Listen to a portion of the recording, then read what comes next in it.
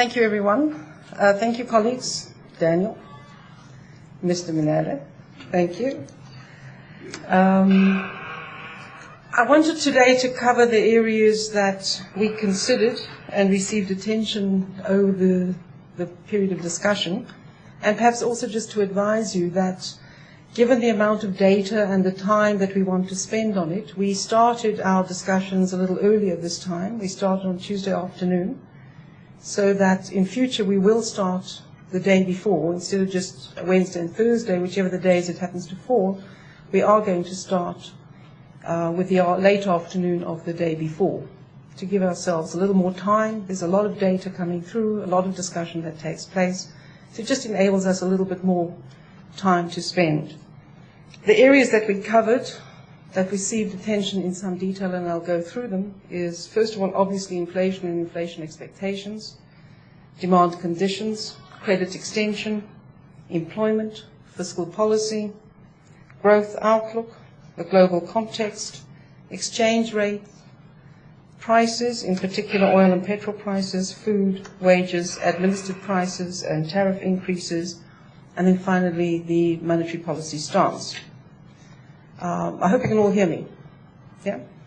So in essence, what are we seeing? We're seeing a moderate improvement in the economy. Inflation expectations have moderated as well, and the risks to the inflation outlook have declined somewhat. We now at least have certainty around what's happening with electricity prices. Household consumption expenditure is growing and is positive, but at low rates. You've seen the data that came through on inflation that averaged 5.7% in February this year. It's back within the target slightly earlier than we expected, and if we recognize that this is something that we've been out of the target since April 2007 until late 2009. The CPI inflation forecast of the bank has also improved, particularly for 2010, and we expect to reach an average low point of 4.9% in the third quarter of this year. CPI is expected to remain within the target for the forecast period and average 5.4% for 2011. Some of the developments around inflation include that we do have greater certainty with respect to electricity tariffs and other data, so there's a much clearer picture. Electricity price increases of 20% in 2010 and 2011 are assumed. This is lower than the ESCOM increase due to the municipal determinations. Improvement in forecasts is due to favorable food prices and lower than expected inflation outcomes. Inflation expectations are reasonably well anchored due to inflation outcome, the credibility of policy, and the purposefulness that we have in achieving our goals. Inflation expectations have improved but are still above the upper end of the target range. Average expectations have declined from 7.7 to 6.5 for 2010 and from 7.7 to 6.7 for 2011. The improvement is due to changed expectations primarily from the business and labor respondents. If we looked at the demand side of the economy, it's still improving, but very slow. It poses no upside risk to the inflation outlook as far as we can see. The real final consumption expenditure by households has contracted since the third quarter of 2008, but increased by 1.4% in the fourth quarter of 2009. Only durable consumption was positive, mainly motor vehicles. Semi-durable and non-durables are still in negative growth. Demand will be constrained by the following factors. Household indebtedness, which has increased somewhat to 79.8% of disposable income in the fourth quarter, by access to credit and by employment trends. If we looked at credit extension, we're seeing the credit extension to the private sector reflects the weak demand and tight supply conditions and is seen to be a constraint on spending. Total loans and advances to the private sector continue to contract on a year-on-year basis in each of the 5 months to January 2010. Only mortgages recorded positive but slow growth. Impairments appear to be leveling off. Impaired advances as a percentage of total gross loans and advances declined slightly to 5.9% in January. Impairments at these levels reflect consumers that consumers continue to be under stress. We looked at employment, and it does appear that the adverse employment trends appear to be leveling off. Formal non-agricultural employment increased by 18,000 in the fourth quarter, but declined by 0.7% on a seasonally adjusted basis. This is compared with 5.1% decline in the previous quarter. Employment is expected to lag the growth recovery. If we looked at fiscal policy, we're seeing that the counter-cyclical policy has been maintained. We have a deficit projection of 7.2% of GDP for 2009-2010, declining to 4.7% in 2012-13. The public sector borrowing requirement is expected to peak at 11.8% of debt to GDP ratio, and the debt to GDP ratio to peak at 43%. Our view from the MPC is that we see no conflict between monetary policy and fiscal policy with regard to this trajectory. The growth outlook has also improved. 3.2% annualized growth rate was the measure for the third quarter of 2009, and however, the recovery is expected to remain relatively subdued. The bank's forecast for growth is that GDP growth will average 2.6% in 2010. Strong manufacturing sector growth in the third and fourth quarter is expected, and we see continued positive trends in the composite leading business cycle indicator and in the Kagiso BR Purchasing Manager Index, which increased in recent months. Business confidence improved, but sentiment still remains negative in terms of the RMB BR survey.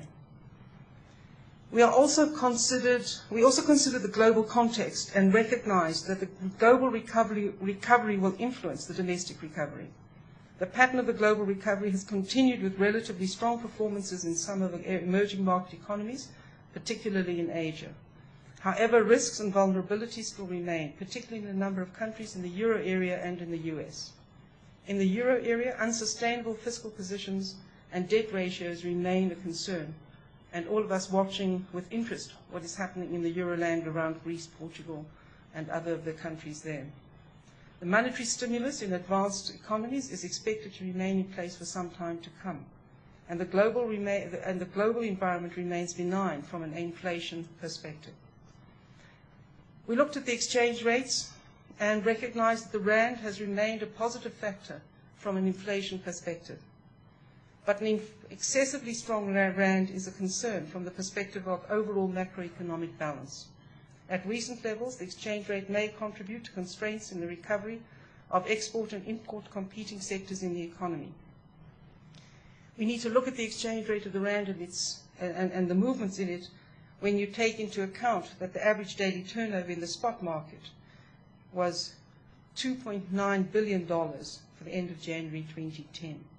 Just gives us a sense of the scale of what is taking place in that market. Since the previous meeting, the rand has moved from 7.60 Rand to 7.35 Rand against the US dollar today, an appreciation of 3%. The trade-weighted index appreciated by 6%, the rand appreciated by 8% against the euro, and by 11% against the pound. Factors that have been affecting the rand are the sustained capital inflows to emerging markets, driven primarily by abnormally low advanced economy rates, which are expected to remain low for some time. It's also affected by investor confidence and commodity prices, which contributed to the narrowing of the current account on the balance of payments. Oil and petrol prices appear to have stabilized somewhat in the last months, with US dollar, with oil ranging between $70 and $80, and a moderate increase has been assumed over the forecast period.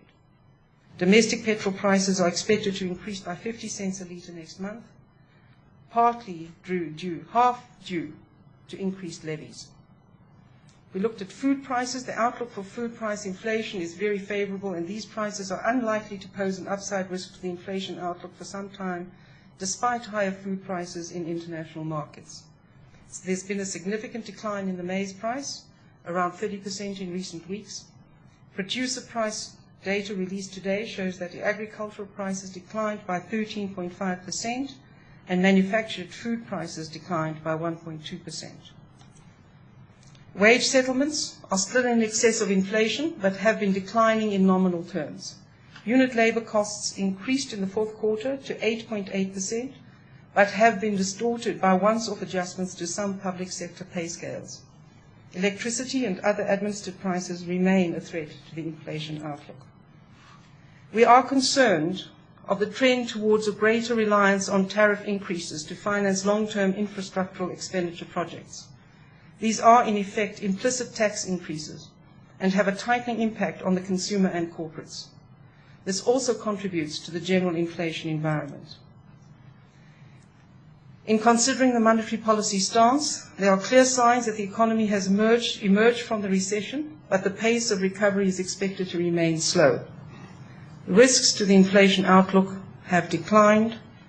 The improved inflation environment has provided some space for additional monetary stimulus to reinforce the sustainability of the upswing without jeopardizing the achievement of the inflation target. Therefore, the MPC has decided to reduce the repo rate by 50 basis points to 6.5% per annum with effect from the 26th of March 2010. The MPC will continue to assess developments and will adjust the monetary policy stance when necessary in order to achieve the inflation target. Thank you very much, and we are open for questions. Straight up, Marion Hay. Good afternoon, Governor. It's Miriam Issa from Business Day. I was wondering if you could tell us whether the MPC would have been able to reach this decision without the clarified mandate of the bank from the finance minister just ahead of the budget. And my other question was there any debate, any lively debate in the MPC? Were there members arguing vigorously to keep rates unchanged? Thanks for the questions. With regards to the first, I think that what our approach and understanding of the mandate letter is that it clarifies what is expected of us from the Ministry of Finance and from government. I would say that we obviously take the mandate into account, but that would not be something new. We would take the mandate into account in all our discussions. So I would say it's not the letter that enabled us to reach this point. If you recall, at our last discussion on the MPC, we also had a difference of view about whether it should be held or reduced. So it is a recognition that we have considered these factors perhaps in a more emphasized way, but these are issues that have always been considered by the MPC. So I would say that the mandate letter is something that enables us to be held accountable in a particular way, but is not the reason for the decision. I don't think that featured in our discussions at all. Words their lively debate, absolutely. I think a hallmark of this MPC and the quality of the members and the presenters to the MPC is the liveliness of the debate. What I would say is that it was a very difficult decision to arrive at, in the sense that a lot of issues had to be examined and considered and pulled apart and the implications of them weighed up. But there was no difference of view. This is a unanimous decision.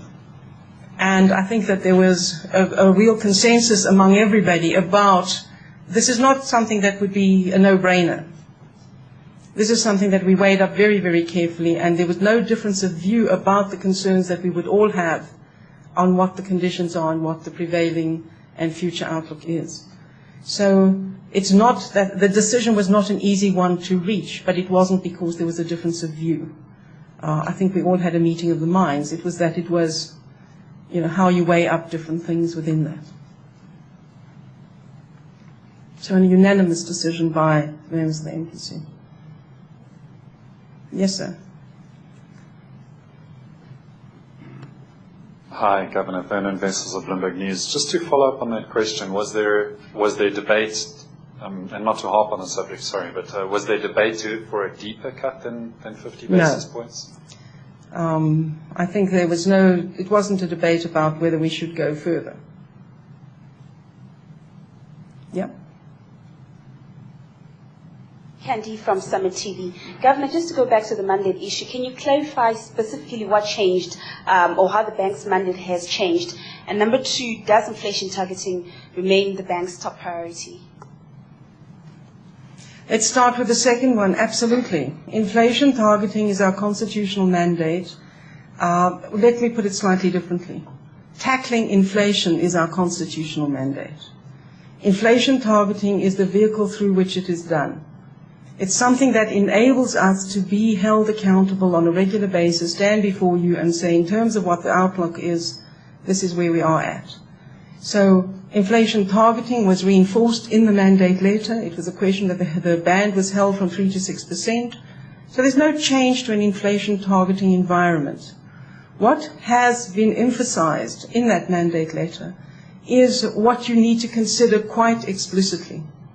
And for us, these are areas that obviously in all of our work, historically and currently, these are the issues you would consider. What we are saying is, as a result of the mandate letter, there are areas that we would identify more overtly that we have considered these matters. And obviously, the changing circumstances also require you to consider them. If you look at what is happening in employment, if you're looking at what's happening with the output gap, you've got to consider them. It's part and parcel of what you would do to arrive at a sound decision.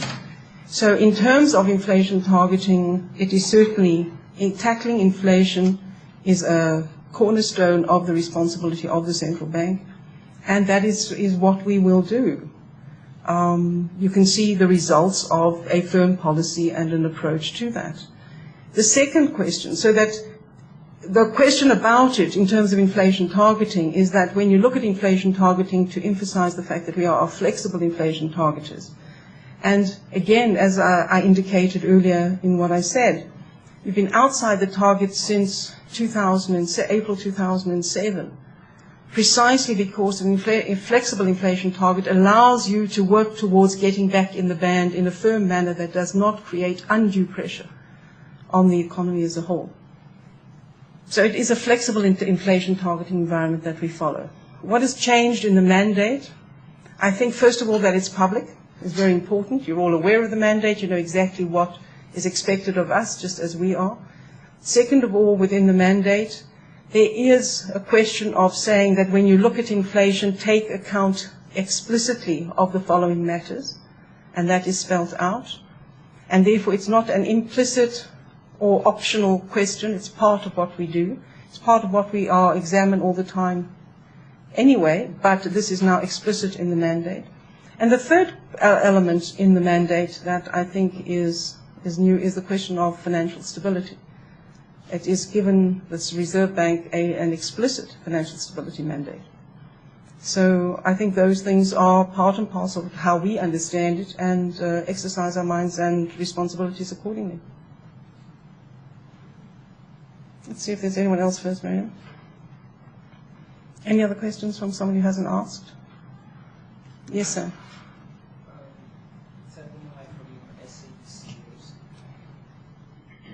More from SABC News. The issue of the recent rand strength, it came out strongly in your discussion, and also did it have any influence in your decision?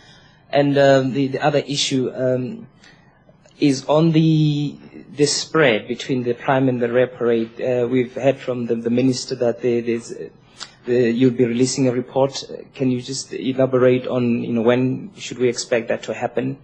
Thanks. Thanks. I thought I had covered the rand strength quite extensively, so I'm going to ask if any of my colleagues would like to add to that. Who would like? Daniel?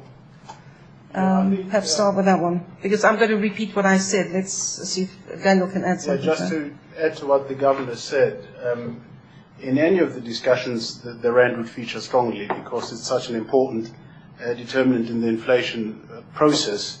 The way it was taken into account was that in recent times it had been trading at stronger levels, as we indicate in the statement, which helped the overall inflation outlook, but we did of course take account of it as well from the point of view of what it means for the overall balance as far as the macroeconomic situation is concerned. but it did feature strongly, and it's actually part and parcel of what allowed the decision that we took today to come out the way it did. Perhaps just to reiterate, if you looked at the extent of the rand strength since the last meeting, it is a significant factor.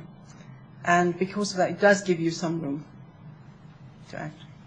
On your second question around prime and the repo rate, yes. If you recall, that was an initiative in which the Banking Association also was part of that document. And we're just really waiting for sign-off with the document from them. And as soon as we've received that, we will be publishing it. So the work on it is completed as far as we're concerned. Obviously, they may have some questions, and we will look at that as well. So it is short, and we will let you know once it's published. Miriam? Thank you. My colleague asked my main question. I wanted to know what role the RAND played in your decision. But I also wanted to follow up a bit on the question of reserves, because the Treasury has said that it will support the bank in building its reserves, which would in turn help to stabilize the RAND. And I just wondered where we are on this and whether you will be getting any further assistance from the Treasury. Obviously, that is a discussion that we have between the Treasury and ourselves as to what's required. But I want to just reiterate very firmly the policy that we do look at our role in the market in order to build reserves as and when appropriate. At this point in time, as I said, if you looked at the size of the market as well as what is happening with the currencies, your euro, dollar, pound, the question is what possibility there is to go into the market and what effect does actually become visible as a result. So I think the policy is very clear in terms of our continued approach to build reserves as and when appropriate. The discussions with the Treasury as to what is required to do that are ongoing all the time, and therefore it is part and parcel of what we're doing as the bank. I don't think there's any change to that. I don't know if there's anyone who'd like to add, Daniel. Yeah, I think what I might like to add, maybe this provides an opportunity just to clarify a perception that may have arisen in the market, which had to do with the fact that our most recent statements, when we report reserves at the beginning of every month, have shown the overall reserves levels dropping, and that has allowed some commentators maybe to think that we had abandoned the policy that the governor has just confirmed to be firmly in place still. This had mainly to do with valuation adjustments stemming from the fact that our reserves are held in mostly the three major international currencies, being the euro and the dollar and sterling. But just like other central banks, for reporting purposes, we use the dollar. And exchange rate fluctuations pertaining to the reserves that we hold in euros and sterling when we convert them into dollars have resulted in those lower valuations. But that would have been happening alongside a continued program of reserves accumulation. It's just that at times the purchases that we would have undertaken would have not been enough to offset the valuation impacts. And perhaps just when you're asking about the currency, I think we need to also bear in mind the amount of capital flows into emerging markets. And if you look at the calendar year to date, non-residents have bought a net amount of equities of 11.8 billion and bonds amounting to 12.6 billion, so a total of 24.4 billion has flowed into the country so far this year. That obviously also impacts on the rand and its strength, and that is quite huge for us. Yes? Two questions, Governor. Back to the mandate issue. Would a revised mandate have made a difference a year or so ago? Would we have seen maybe the bank cut rates faster or not? And will you agree to a shareholders' request for an EGM anytime soon? If not, why not? On the mandate letter, hindsight is always a perfect vision. I don't think that a mandate letter a year ago would have made much difference. If you looked at it, you're in the middle of a huge global recession, and the steps taken by the bank to reduce 500 basis points was quite significant at the time. It was determined, the actions of the bank were determined by the conditions that prevailed. A mandate letter creates an environment in which you operate that gives out your purposes. Your purpose, the core purpose does not change, and you deal with the circumstances that are there. If you looked at 2008 and 2009, these were horrible years, and the actions of the bank are appropriate to the deepest recession that the world has seen since the Great Depression. So I don't think it's about a mandate letter. I think it's about the issues that prevailed and the actions taken by the bank in accordance with that. On the shareholder matter, I really don't think it's a subject for an MPC. I did indicate that last time. Just for clarity purposes, we have not received any request for an extraordinary meeting, but I think that the matter has been addressed in our letter to shareholders, and if there are any other matters arising in relation to that, we'll deal with it in a different forum. Let's see if there's anyone else first. I'm quite happy to continue the duet. Mariam? Thank you, Governor. I wanted to ask a slightly impertinent question. So you really want to proceed? Yes, it was asked last time, so I think I'll ask it again. Okay. Does this signal the end of the rate cutting cycle? What are the chances of further rate cuts, or is the next move likely to be up?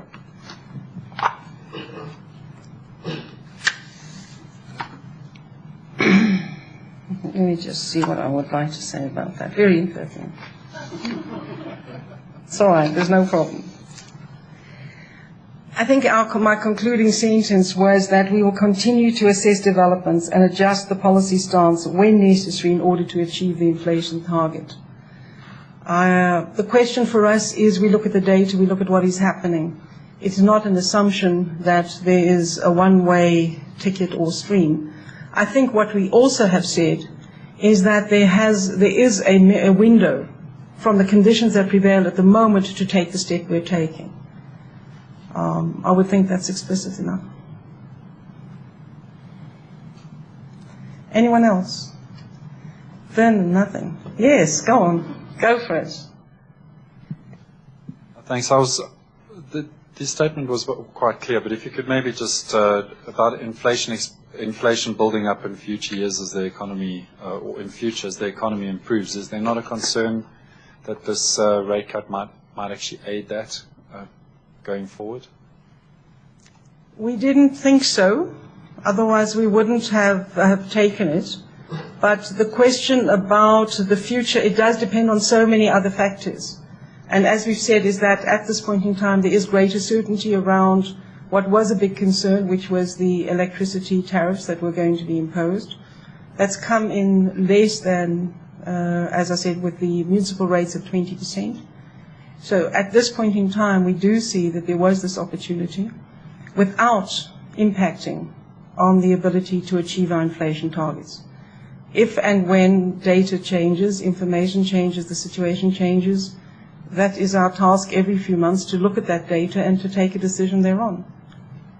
So no, I would not think that this would cause you to be outside your targets. But other changes can occur. And obviously we would take that into account in any decision going forward. Anyone else? Any questions that anyone would like to add? You're okay. Thank you very much, everyone. Thanks for your contribution, for coming through today. Really appreciate it.